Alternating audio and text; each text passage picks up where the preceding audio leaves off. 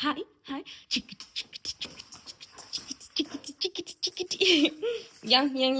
Eliten. Selang sana. Hi. Hi. Hi.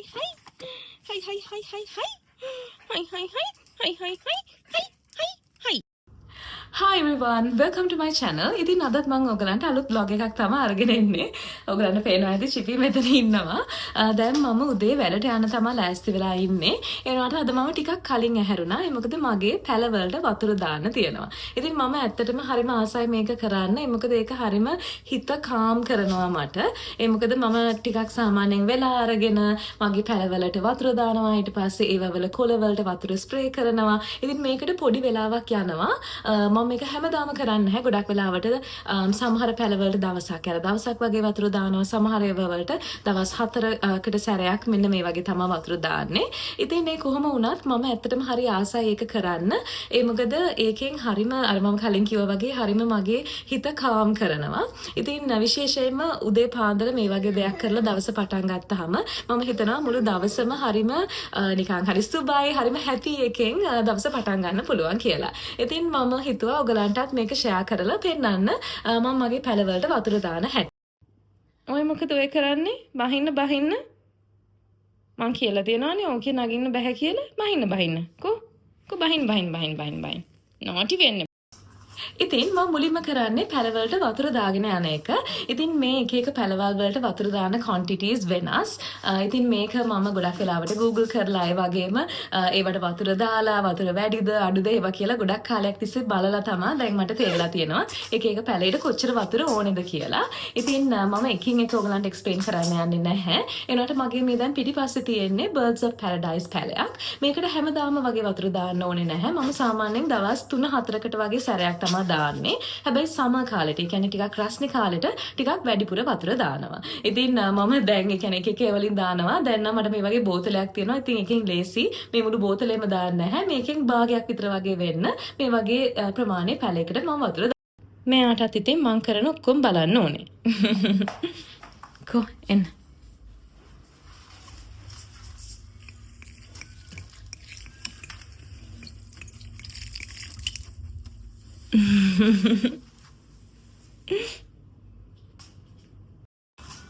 ඉතින් මට Birds of Paradise පැල 3ක් තියෙනවා. ඉස්සරහ එකක් තියෙනවා ඊට පස්සේ මෙන්න මෙතන මගේ පිටිපස්සේ මේ තියෙන්නේ Birds of Paradise පැලයක්. ඒ වගේම මගේ එක කාමරයකත් Birds of Paradise plant එකක් තියෙනවා. ඉතින් මේ තුනටම මම දැන් වතුර දාන්නයි. ඔයගලන්ට පේනවා ඇති මේකේ අලුතෙන් කොළත් ඇවිල්ලා තියෙනවා. මේ කොළේ නම් බාගෙට ඕපන් වෙලා මම ඒක ඕපන් කරන්න යනවා තව දවස් ටිකකින් වගේ. මම ඒක ඔයගලන්ට පෙන්නන්නම්. ඒ වගේම මේ පිටිපස්සේ ඔයගලන්ට පේනවා ඇති තවත් අලුත් කොළයක් ඇවිල්ලා තියෙනවා. හරි.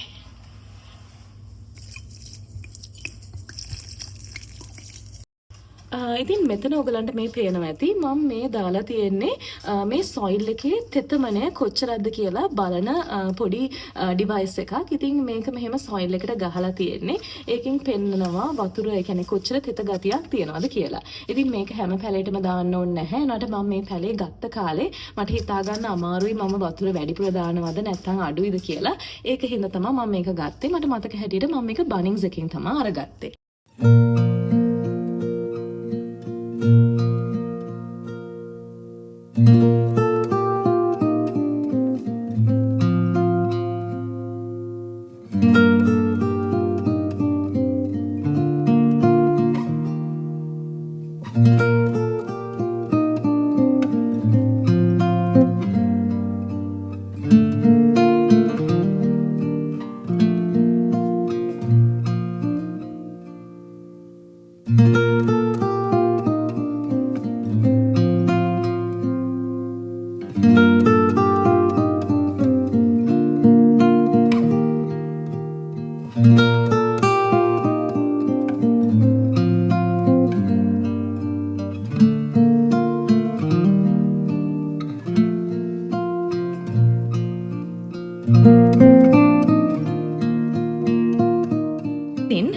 මොන්ස්ටෙරා ප්ලාන්ට් එකක්. මට මේ වගේ පැල දෙකක් තියෙනවා. එකක් මෙතන, එකක් මගේ අනිත් සෝෆා එක ළඟ.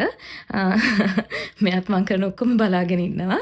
ඉතින් මේක සාමාන්‍යයෙන් තියෙන නම් කාමරේ කොනේ. ඒ වුණාට මේ ටිකේ සමවල ගොඩාක් අවුව එනවා. ඉතින් ඒකට පොඩ්ඩක් රස්නේ වැඩි හින්දා මම චුට්ටක් මේ කාලෙට ඒක ටිකක් වෙන තැනකට මූව් කරලා තියෙනවා. ඉතින් මේකට සාමාන්‍යයෙන් වැඩි වතුර ඕනේ නැහැ. ඒකේ සොයිල් එක ටිකක් ඩ්‍රයි විදිහට තියෙනවට තමයි මේ පැලවල් වලට කැමති. ඒ වුණාට පර්ත් වල සම එක මාරම රස්නේ. ඉතින් එතකොට මම සම කාලෙට නම් සාමාන්‍යයෙන් දවස් 3කට සැරයක් වගේ මේකට වතුර දානවා. නැත්තම් වින්ටර් කාලෙට නම් මේ වගේ පැලයකට සතියකට එකපාරක් වතුර දැම්මම ඇති. දැන් චුට්ටක් මට හිතෙනවා මම වතුර දාලා අඩුයි. චුට්ටක් නිකන් කොළ ටිකක් මැලවිලා වගේ පේනවා. ඉතින් ඒකින්ද මම දැන් මේකට වතුර දාන්නයි යන්නේ. හරි. ඉතින් මගේ හෝම් ටුවර් වීඩියෝ එකේ ඔයගොල්ලෝ දකින්න ඇති මගේ මෙතන කිචන් එක ළඟ මෙන්න මේ වගේ වැලක් තියෙනවා. මම මේ වගේ වාස් එකකට දාලා මේක ඇත්තටම පෝතෝස් කියන ටයිප් එකේ ප්ලාන්ට් එකක්. ඒකේ වැලක්. ඉතින් ඒවා ඇත්තටම හොඳට සාත්තු කරාම හරිම ලේසියෙන් වැවෙනවා. ඉතින් මල් ළඟ ඒ වගේව ගොඩක් තියෙනවා. ඉතින් ඒක වැලක් ගොඩක්ම දිග වුණ හින්දා මම ඒකෙන් තැන් දෙකකින් වගේ කටින්ග්ස් ටිකක් එහෙම කපලා ඒකේ සෙක්ෂන්ස් ටිකක් ඊට පස්සේ ඒක මේ වගේ වතුර එකකට දැම්මා. ඒ මොකද මම අහලා තියෙනවා ඒවා වතුරවල මුල් ඇදලා හොඳට වැවෙනවා කියලා. ඉතින් දැන් මේ බලන්න ඔයගලන්ට පේනවා ඇති මේකේ මේ වතුර එකේ හොඳට මුල් ඇදලා තියෙනවා. ඉතින් මට ඕනේ නම් මේක මෙහෙමම තියාගන්නත් පුළුවන්. නැත්නම් දැන් මේක පැල කරන්න පුළුවන්. ඉතින් ඒක වතුර ටික තියෙන හින්දා ඒකට ආමත් වෙනම වතුර දාන්න ඕනේ නැහැ. ඉතින් දැන් මම කරන්න යන්නේ මෙන්න මේ වගේ ස්ප්‍රේ බොටල් එකකින් මේ පැලවල කොළවලට වතුර ස්ප්‍රේ කරන එක. ඉතින් සාමාන්‍යයෙන් Birds of Paradise ඒ වගේම විශේෂයෙන්ම Monstera වගේ පැලවලට ගොඩක් humidity එක තියෙනවා නම් ඒ කියන්නේ වාතයේ ජල වාෂ්ප තියෙනවා නම් ඒක ගොඩක් හොඳයි. ඉතින් සාමාන්‍යයෙන් ලංකාව වගේ රටක ඒක ගොඩක් එහෙම තියෙනවා. ඒ වුණාට ඕස්ට්‍රේලියාවේ විශේෂයෙන් පර්ත් වල හරිම රස්නේ, හරිම එයා එක dry. ඉතින් ඒක මේ පැලවලට එච්චරම හොඳ නැහැ. ඒගොල්ලන්ට නිකන් තෙතමනේ වගේ වාතයේ තියෙන්න ඕනේ. ඉතින් ඒක මට කරන්න බැරි හින්දා මම ගොඩක් වෙලාවට මෙන්න මේ වගේ වතුර ටිකක් කොළවල් වලට ස්ප්‍රේ කරනවා. ඒ වගේම මම humidity-fier එකක් යූස් කරනවා. මම ඒකත් ඔයගලන්ට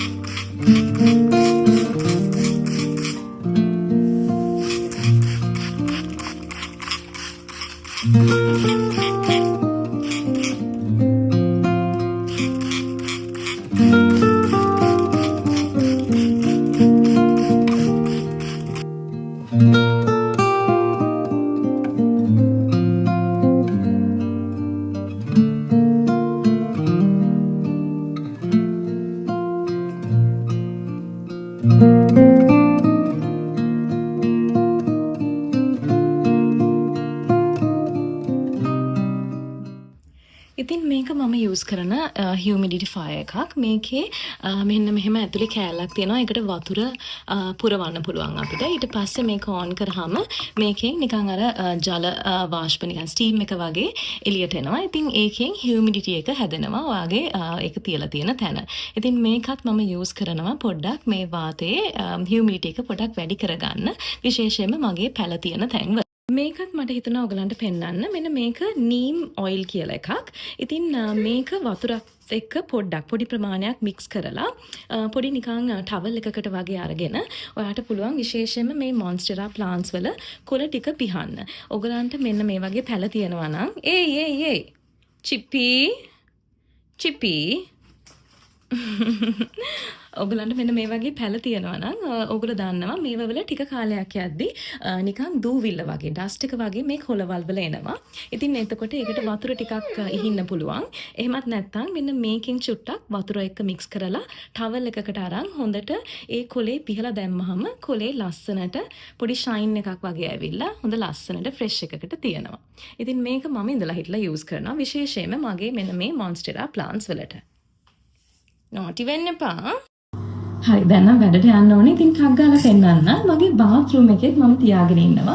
මෙන්න මේ වගේ අර කලින් මම පෙන්නපු වගේ පෝතෝස් ටයිප් ප්ලාන්ට්ස් ටිකක්. ඉතින් ඔයගලන්ට පේනවා ඇති.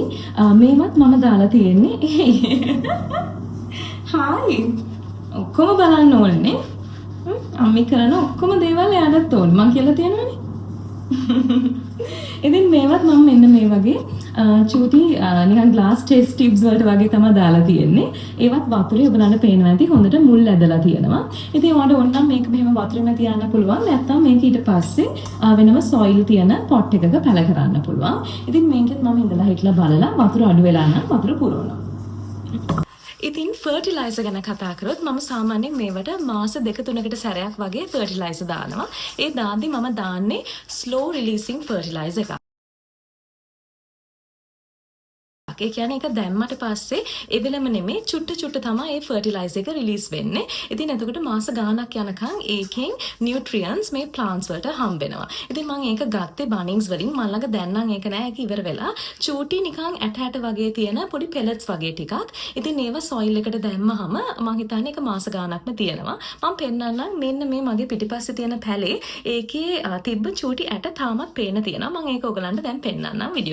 ඔගලන්ට පේනවා ඇති මෙන්න මෙතන අර නිකන් කහ පාට වගේ චුටි බෝල වගේ ඇට තියෙනවා. ඒ වගේම නිල් පාට වගේත් මෙන්න මේ පැත්තේ තියෙනවා. ඉතින් මේ තමයි මේ ස්ලෝ රිලීසිං ෆර්ටිලයිසර් එකේ ඉතුරු වෙලා තියෙන කෑ.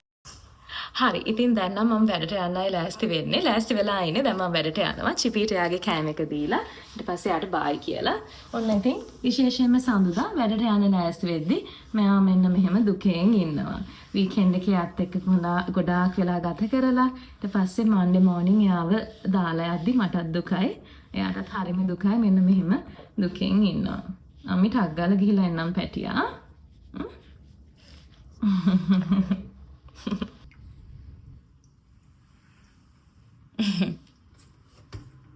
Ja.